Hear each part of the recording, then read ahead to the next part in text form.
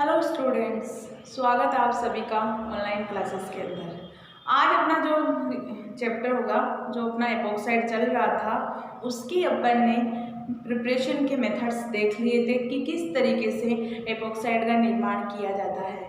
पिछली क्लास में मैंने कहा था कि जब एपॉक्साइड की रिएक्शंस देखेंगे, यानी कि केमिकल रिएक्शंस देखते हैं, तो वो बहुत इजी होती है, क्योंकि ट्राई साइक्लिक रिंग क्या होती है, बहुत ज़्यादा स्ट्रेन होगा, स्ट्रेन की वजह से वो क्या हो जाएगी, वीक हो जाएगी। जब अपन बेयर का सिद्धांत पढ़ते हैं, बेयर के सिद्धांत में कहा गया है कि आपके पास अगर किसी भी 3 मेंबर रिंग हो, या आपके पास जो रिंग हो रही है उसके अंदर जितना स्ट्रेन पाया जाता है वो ब्रेक हो जाती है, क्योंकि वो स्टेबल नहीं होती है।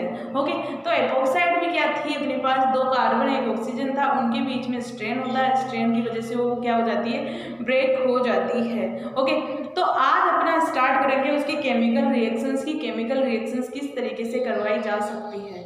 देखो, नॉर्मल रिएक्शन से अगर अपन HBr के साथ रिएक्शंस करवाए हैं एपॉक्साइड की, या अपन क्या करवाएं उसकी वाटर के साथ रिएक्शंस करवाएं, अल्कोहल के साथ रिएक्शंस करवाएं, तो ब्रेक करवाने का तरीका सेम होगा। ओके, जब एपॉक्साइड की रिएक्शंस HBr के साथ करवा रहे हैं तो क्या होगा, आपके पास कोई एल्कोहलिक समूह ऐड हो जाएगा, है ना, या वाटर के साथ करवाएंगे तब भी OH यानी कि डायोल प्राप्त हो जाएगा आपके पास। और अगर अपन एल्कोहल के करवाते हैं तब भी अपने पास यही सिचुएशन आने वाली है। तो जब अपन रिएक्शंस करवाते हैं एपॉक्साइड की, तो वो नॉर्मली यानी कि गिरनिया रिएजेंट से करवा दी या किसी सोल्ट से करवा दें, यही रिएक्शंस है, इन्हीं को अपन देखने वाले हैं। ओके, तो फर्स्ट रिएक्शंस है कि अगर वाटर के साथ एपॉक्साइड की रिएक्शन करवाई जाए तो क्या बनेगा। ये अपना एपॉक्साइड है, इसकी रिएक्शंस करवा रही है वाटर के साथ। तो अपने को पता है कि वाटर कैसे ब्रेक होगा, आपका H+ और OH- में ब्रेक होगा। H+ OH- में ब्रेक होगा, और यहाँ से क्या हो जाए कि अगर ये बॉन्ड इस तरफ मूव कर जाए अपना, तो क्या हो जाएगा, इसमें ऑक्सीजन में माइनस चार्ज आ जाएगा और यहाँ क्या आ जाएगा, आपके प्लस चार्ज आ जाएगा। ओके, यही कंडीशन हो सकती है एपॉक्साइड की, ये कंडीशन हो सकती है। तो यहाँ तो ये ग्रुप ऐड हो जाएगा और यहाँ ये ग्रुप ऐड हो जाएगा, तो प्रोडक्ट क्या बनेगा आपका, OH और OH, यही बनेगा। मतलब कि आपके पास डायोल प्राप्त हो रहा है। ओके, तो ये डायोल प्राप्त होता है तो वाटर की प्रेजेंस में एपॉक्साइड की रिएक्शंस करवाते हैं तो।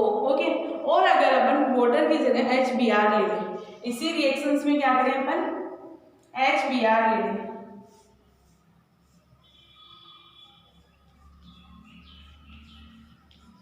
HBr लिया, HBr किस तरीके से ब्रेक होगा, H+ और Br- में ब्रेक होगा। ये इसी तरीके से ब्रेक होगा, Br कहाँ ऐड हो जाएगा, प्लस की जगह, और ये हाइड्रोजन कहाँ होगा, माइनस की जगह, क्योंकि प्लस माइनस की तो अट्रैक्शन होगा। तो इसमें क्या बनेगा, आपके पास एक तरफ OH लग जाएगा, एक तरफ आपके Br लग जाएगा। ओके, तो हेलाइड्स प्लस एल्कोहल दोनों प्राप्त होंगे अगर इसी रिएक्शंस की अपन एल्कोहल से साथ करवाएं, है ना।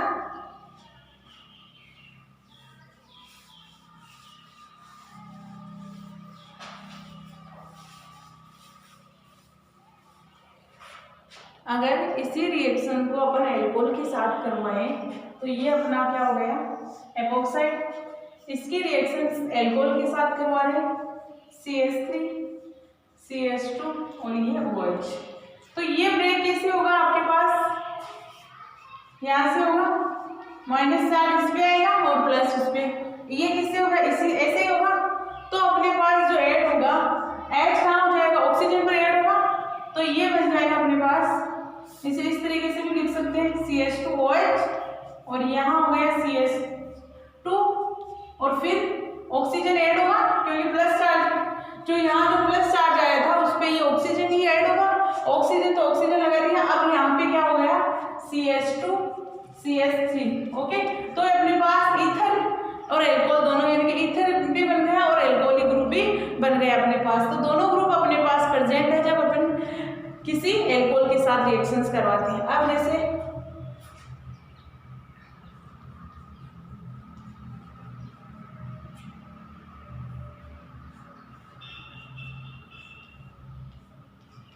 ये है, इसके साथ रिएक्शंस करवानी है मुझे, तो किसकी? एल्कोहल के साथ ही।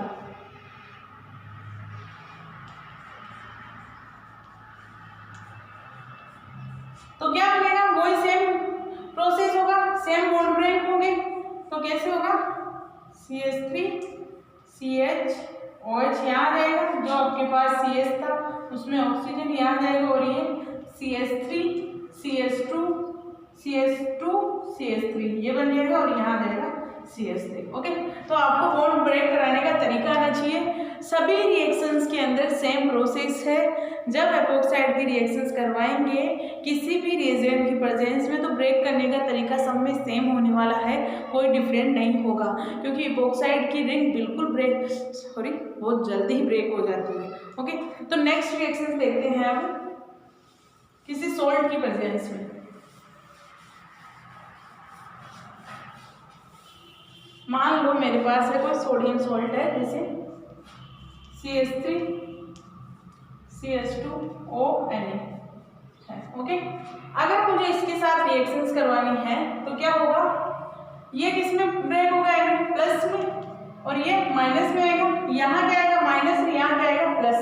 अब देख लो कौन सा कहाँ ऐड होने वाला। तो इसमें क्या होगा?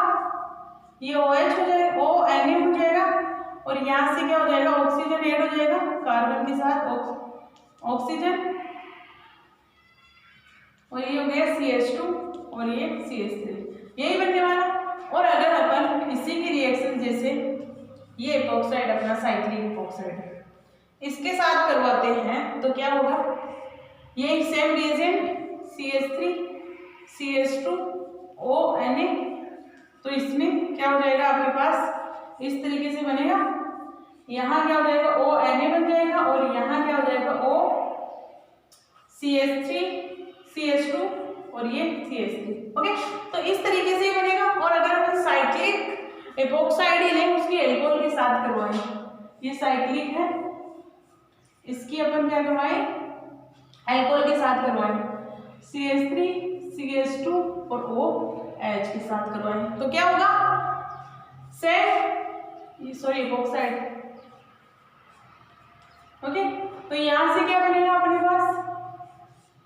एक तरफ OH ऐड हो जाएगा और दूसरी तरफ O CH2 CH3 बन जाएगा। ओके, तो ये सेम प्रोसेस हो गया अपने पास एपोक्साइड के रिएक्शंस का।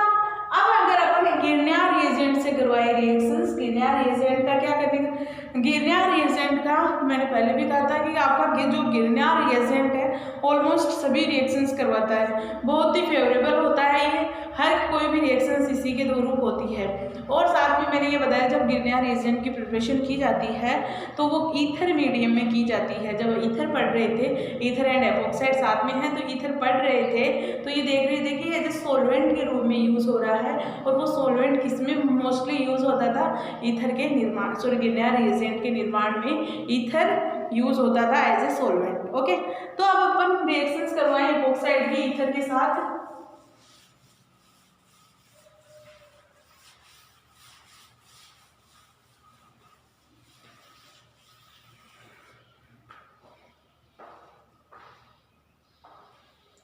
अगर गिरनियर रिएजेंट की मेरे पास है, ये है एपोक्साइड, और एक ले लेती हूँ मैं ये CH2 और ये एपोक्साइड है दोनों। इन दोनों रिएजेंट की रिएक्शंस करवा रही हूँ RMgX से। अब आपको पता है RMgX किस तरीके से ब्रेक होता है? R- में और ये Mgx+ में। देखो, जब जब कोई भी मेटल किसी कार्बन से अटैच है, ओके, जब जब कोई भी मेटल किसी कार्बन से अटैच है, मेटल और ये कोई कार्बन से अटैच है, जब ये बॉन्ड ब्रेक होता है, जब ये बॉन्ड ब्रेक होगा तो कार्बन पर ऑलवेज क्या हो जाएगा? माइनस चार्ज आता है, और मेटल पर हमेशा प्लस चार्ज ही आएगा। जबकि आपके पास अगर कार्बन किसी हेलोजेंस के साथ जुड़ा हुआ होता है तो कार्बन पे क्या आता है? प्लस चार्ज आता है। बट आपको एक बात याद रखनी होगी, जब आपके ट्राईसाइक्लिक रिंग मान लो इस तरीके से जुड़ा हुआ है मेटल, और यहाँ ये है मेटल जुड़ा हुआ है किसी ट्राईसाइक्लिक रिंग से, इसमें आपको क्या देखना है कि अगर इसमें आप इस तरीके से बॉन्ड ब्रेक करोगे, इस तरीके से ये लगा दिया माइनस चार्ज, ये हो गया और ये हो गया मेटल प्लस, तो आपका ये प्रोसेस क्या हो जाएगा, गलत हो जाएगा। ओके, क्यों गलत होगा? क्योंकि आपके पास जो ट्राइसाइक्लिक बना है अब कंपाउंड, जब कोई चीज़ का ब्रेक करवाते हैं, जब किसी बॉन्ड का ब्रेक करवाते हैं, तो बॉन्ड ब्रेक करवाने के बाद जो प्रोडक्ट या जो कंपाउंड बन रहा है, जो स्पीसीज बन रही है, वो स्टेबल होनी चाहिए। ये तो बात पक्की है ना? क्योंकि जब तक कोई आपके पास स्पीसीज स्टेबल है ही नहीं तो वो ब्रेक नहीं होगी। तो इस कंडीशन में किस तरीके से ब्रेक होता है, मेटल पर आता है माइनस चार्ज और इस पर आता है प्लस चार्ज, क्योंकि अपने को पता है कि जो अपने पास जो स्पीसीज अब बनी है वो क्या है, आपके एक एरोमेटिक रिंग है। एरोमेटिक रिंग है तो वो स्टेबल होती है, जबकि ये क्या है, आपकी नॉन एरोमेटिक रिंग है। नॉन एरोमेटिक कभी भी स्टेबल नहीं होती है। सबसे ज़्यादा अगर स्टेबिलिटी देखी जाए, अगर अपन किसी भी कंपाउंड्स में स्टेबिलिटी देखते हैं तो एरोमेटिक कंपाउंड सबसे ज़्यादा स्टेबल होते हैं due to resonance. Okay, resonance के कारण वो सबसे ज़्यादा स्टेबल होते हैं। तो अपने पास ये बॉन्ड ब्रेक कराने का, जब जब आप किसी भी बॉन्ड ब्रेक करवा रहे हो, अगर आपके मान लो किसी भी स्पीसीज के अंदर कोई बॉन्ड ब्रेक हो रहा है, उसके अंदर प्रोबेबिलिटी बन रही है कि उसके अंदर आपके कैटाइंस में जाते हैं अपन कि 1 डिग्री कैटाइन भी ब्रेक हो सकता है, 2 डिग्री के तरीके से भी हो सकता है और 3 डिग्री के तरीके से भी हो सकता है।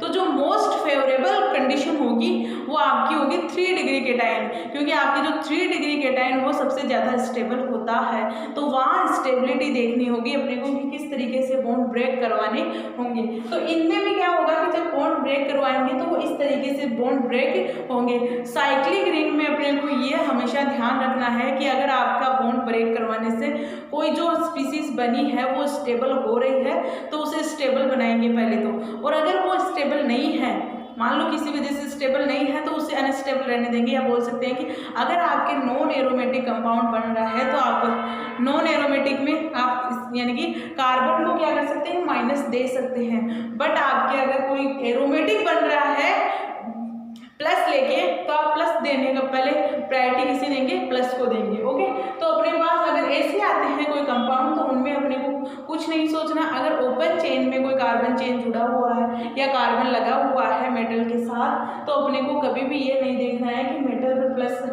अपने को केवल ये ध्यान रखना है कि मेटल पर ऑलवेज प्लस आएगा, कार्बन पर ऑलवेज माइनस आएगा। बट जब किसी रिंग से जुड़ा हुआ है कोई मेटल, तो उस कंडीशन में अपने को ये देखना है कि आपके पास जो रिंग है, अगर रिंग के अंदर अपन प्लस या माइनस चार्ज लगाने से वो एरोमेटिक बन रहा है, तो सबसे पहले अपन प्रेफर करेंगे एरोमेटिक रिंग को ही। ओके, या एरोमेटिक कंपाउंड को ही अपन प्रेफर करेंगे। ओके, तो इनमें भी क्या होता है कि आपके जो आर पे क्या होगा, माइनस लगेगा, मेटल पर हमेशा प्लस लगेगा। तो इसमें क्या होगा, अगर ब्रेक करवा रहे हैं तो क्या होगा, इस तरीके से ब्रेक होगा, है ना। तो जो ऑक्सीजन पर जो अटैच होगा वो क्या होगा, आपके MgX होगा। यहाँ क्या होगा, O MgX, और यहाँ क्या आ जाएगा आपके R। ओके, अब अपन क्या करवाते हैं, जब जब गिरनियर रिएजेंट करवाते हैं तो गिरनियर रिएजेंट के साथ साथ वाटर के साथ भी रिएक्शंस का, या तो हो सकता है कि वाटर यही ऐड कर दे, या क्या करेंगे अगले वाले स्टेप में अपन वाटर ऐड करते हैं। तो यहाँ अगर वाटर ऐड कर रहे हैं तो क्या होगा, H+ और OH- में ब्रेक होगा, H+ और OH- में, तो ये बॉन्ड ब्रेक होगा यहाँ से। तो क्या बनेगा आपके पास,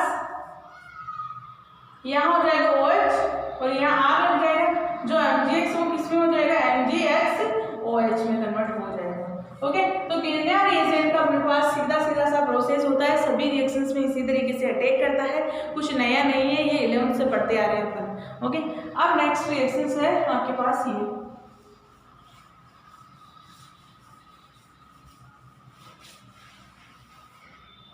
अगर इसकी रिएक्शंस अपन क्या करवाएंगे, गिरनियर से करवा रहे हैं, RMgX से करवा रहे हैं, तो क्या बनेगा आपके पास, यहाँ हो जाएगा O MgX और यहाँ क्या ऐड हो जाएगा R। ओके, फिर से क्या करवाएं, वाटर के साथ रिएक्शंस करवाएं, तो वाटर के साथ रिएक्शंस करना तो यहाँ OH और R बन जाएगा। अब देखो आपके एक तरीके से ये क्या है कि किसी भी अगर अपने को रिंग में कार्बन चेन यानी कि आपको दे ये कि अब पूछा जाएगा आपको कार्बन इंक्रीज करने करने हैं, यानी कि अगर 5 मेंबर 6 मेंबर जितने भी रिंग बनाने हैं, यानी कि कार्बन्स लेने हैं कि वो वाला एल्कोहल बनाना है अपने को, कि मान लो आपने को 5 मेंबर का एल्कोहल बनाना है, यानी कि आपको पेंटोल बनाना है। किससे? इससे पेंटोल बनाना है तो क्या करना है होगा अपने को, RMgx लेना है। उस RMgx में R की वैल्यू यानी कि जो एल्किल समूह है उस एल्किल समूह की संख्या को इंक्रीज कर देंगे तो अपने पास एल्कोहल प्राप्त हो जाएगा। तो एक तरीके से ये कहा जा सकता है कि एल्कोहल बनाने का सबसे अच्छा मेथड है अगर एपोक्साइड को, यानी कि उच्चतर सदस्यों वाले एल्कोहल बनाए जा सकते हैं इससे, ओके, RMgx से। अब अगर RLI से करवाएं, यानी कि एल्किल लिथियम से करवाएं, है ना,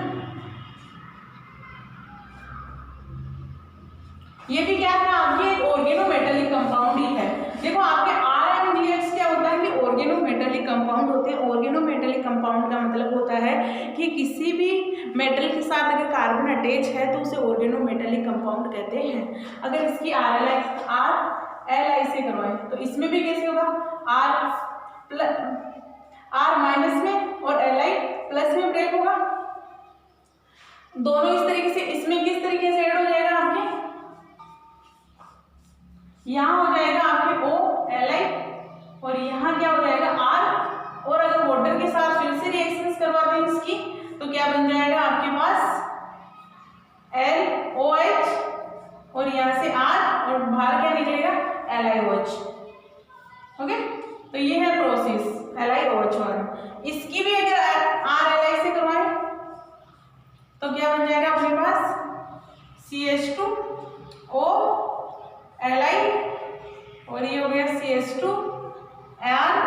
फिर से क्या करवाएं, वाटर के साथ रिएक्शंस करवाएंगे, वाटर के साथ रिएक्शंस करवाएंगे तो क्या हो जाएगा LiOH तो बनेगा, साथ में क्या बन जाएगा CH2OH एल्कोहल बन जाएगा CH2 और ये R, ओके। तो ये प्रोसेस होता है एपोक्साइड का ऑर्गेनोमेटेलिक रिएजेंट के साथ रिएक्शन। अब अपने पास जो ऑर्गेनोमेटेलिक रिएजेंट है तो दो रिएजेंट अपन ने यूज किए, एक ग्रिग्नार रिएजेंट, एक अपने किया RLI। ये दोनों ही क्या है आपके ऑर्गेनोमेटेलिक रिएजेंट, यानी कि OMC है आपके, है ना। तो आपके एपोक्साइड भी कंप्लीट हो चुका है, उसकी केमिकल रिएक्शंस कंप्लीट हो चुकी है, ओके। नेक्स्ट देखेंगे अपना UV स्पेक्ट्रोस्कोपी।